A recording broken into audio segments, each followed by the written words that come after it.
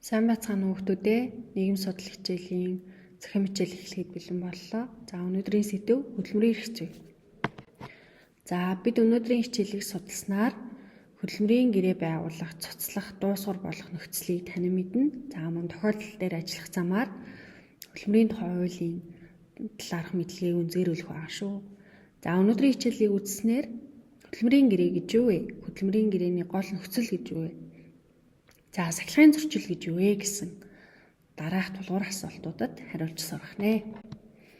За хэдүүлээ хичээлээ эхлэхээс өмнө нэг тохиолдол уншия. За Эргэн А худалдаа үйлчлэгийн чиглэлээр үйл ажиллагаа явуулдаг С компанид нэхлэн бодгчийн ажилд 2016 оны 2 сарын 1-нд туршилтын 6 сарын хугацаатаагаар ажиллахаар хөдөлмөрийн гэрээ байгуулсан. Ажил олгогчоос АГ 2016 оны 9 сарын 8-нд гэрээний хугацаа дууссан гэсэн үндслээр ажлаас нь алсан байна. За асуулт 1. Хөдөлмөрийн эрх зүйгээр ямар төрлийн харилцааг зохицуулж байна вэ? Хөдөлмөрийн гэрээний талуудаар хэн оролцож байна вэ? Энэ тохиолдлыг хэрхэн шийдвэрлэвэл зохистой вэ? Таамаглалаа бичээрэй.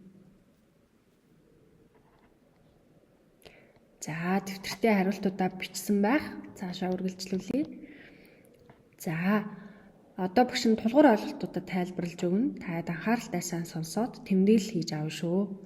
Хөдөлмөрийн харилцаанд оролцохдоо нэг талаас ажилт нь ажил олгогчоос хуульд нийцүүлэн тогтоосон хөдөлмөрийн дотоод журмын дагуу тодорхой ажил гүйцэтгэх, нөгөө талаас ажил олгогч нь ажилтнанд хөдөлмөрийн үр дүнд тохирсон цалин хөлс олгох хууль тогтоомж болон хамтын гэрээ хэлцээр заасан хөдөлмөрийн нөхцлөөр хангах үүрэг хүлээсэн тохиролцоог хөдөлмөрийн гэрээ гэж хэлдэг байна. За хөдөлмөрийн тухай хуулийн 49-р зүйлд хөдөлмөрийн гэрээний нөхцлүүдийг зааж өгсөн байна. За хөдөлмөрийн гэрээний гол нөхцөлт 1-р ажлын байрны нэр, ажлын байрны тодорхойлж заасан гүйцэтгэх ажил үүрэг. За 2-р ажил үүрэг гүйцэтгэх байршил, 3-р цалин үлсний хэмжээ, 4-р хөдөлмөрийн нөхцөл зэрэг ордог байна. За дараагийн хөдөлмөрийн гэрээтэй холбоотой бидний мэдэх ёстой гол ойлголт бол за гол нөхцлүүдийн аль нэгийг нь тохироогүй бол гэрээ байгуулсанд тооцдгүй. За хөдөлмөрийн гэрээг заавал бичгээр байгуулдаг. За хөдөлмөрийн гэрээ нь хугацаатай ба хугацаагүй байгуулагддаг. За иргэд 16 наснаас эхлэн хөдөлмөрийн гэрээний нэг талаар оролцох эрхтэй болдог. Гэхдээ 15 наснд эцэг эхийн зөвшөөрөлтөөр одоо хөдөлмөр эрхэлж болоо гэж бид нар 9-р ангидаа үзсэн. За хөдөлмөрийн хугацаатай гэрээний хугацаа дуусмагц талууд түүнийг цуцлах санал тавиагүй бөгөөд ажилтаа ажлаа гүйцэтгэсээр байгаа бол уг гэрээг анх заасан хугацаагаар сунгагдсанд тооцдог байна. За ингээд гол ойлголтуудаа уншиж тэмдэглэж аваад хэдүүлээ эхний тохиолдлоо дахиад ажиглая. За Эргэн А худалдаа үйлчлэгийн чиглэлээр үйл ажиллагаа явуулдаг компанид ажилд ороод за тодорхой хугацааны дараа ажлаасаа халагдсан талаар бид уншсан.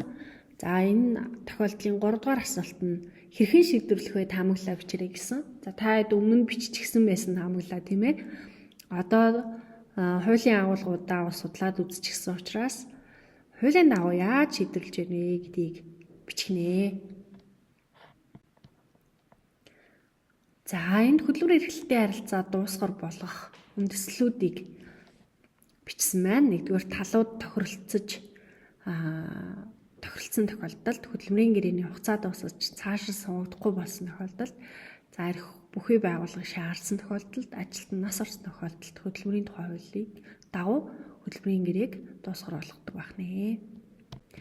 За ажил олгогчийн санаачлагаар цуцалж олох дараах 3 үндэслэл байна. За эхнийх нь болохоор ажил үүрэгтээ тэнцэхгүй болох нь тогтоогдсон. За ажилтан хөдөлмөрийн сахилгын зөрчлийг давтан гаргасан. Эсвэл хөдөлмөр эрхлэлтийн харилцааг шууд цуцлахаар хөдөлмөрийн гэрээнд тусгасан ноцтой зөрчил гаргасан тохиолдолд. За гуравт нь ажилтан ажилд орох үедээ боловсрал мэргэжлийн түвшинд нотлох баримт бичгээ хуурамчаар бүтүүлсэн тохиолдолд ажил олгогчийн санаачлагаар хөдөлмөрийн гэрээг цуцалдаг байна. За дараагийн чухал ойлголт бол сахилгын зөрчил. За сахилгын зөрчил гэдэг нь ажилтан одоо ажлаа шалтгаангүйгээр таслах За ажлаа зохих ёсоор гүйцэтгээгүй улмаас гомдол гарах.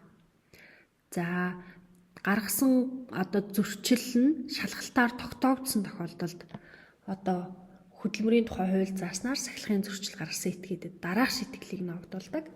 За нэгдүгээрт сануулна, хоёрдугаарт үндсэн цалинг 3 сар хүртэлх хугацаагаар 20 хүртэлх хувиар бууруулдаг. За мөн удаа дараа энэ үйл сахилгын зөрчил давтагдсан тохиолдолд ажлаас халах хүртэлх арга хэмжээг авна. За эдгээр шийтгэлийг зөрчил гаргаснаас хойш 6 сарын дотор зөрчлийг илрүүлснээс 1 сарын дотор нотогдох ёстой. За уг хугацаа өнгөрсөн бол шийтгэл ногдуулах үндэслэл болдог байх нэ. За ингээд хэдүүлээ баттгах дасгал даалгавар ажиллая. За та хэд хөдөлмөрийн тухай хуулиа Legal Info сайтаас уншаад дараах асуултанд хариулна. Нэгдүгээр ажилтны зүгээс хөдөлмөрийн гэрээг цуцлах үндслүүд байна уу? Ямар тохиолдолд хугацаатай хөдөлмөрийн гэрээ байгуулж байна вэ?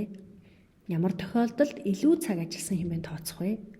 За илүү цаг ажилласан ажилтны цалин хөлсийг хэрхэн тооцож байна вэ? За хөдөлмөрийн тухай хуулиа уншаад дараах асуултуудад хариулнаа. За дараагийнх нь дасгал бол дараах тохиолдлыг шийдвэрлэнэ. Энэ тохиолдол сурах бичгийн 63 дугаар хуудсанд байгаа. За сурах бичгээ сайдар уншина. Мөн хөдөлмөрийн тухай хуулиа уншина. Ингээд энэ тохиолдлыг хэрхэн шийдвэрлэж болох тухай алхамчилсан хариултуудыг илгээгээрэй. За ингээд хичээлийнхаа тулгуур ойлголтуудыг сайдар уншиж ойлгож тэмдэглэж аваарай. Дасгал даалгавруудаа чанартай сайн гүйцэтгээрэй. Ингээд захин хичээл маань дуусж байна. Анхаарал хандуулсанд баярлалаа.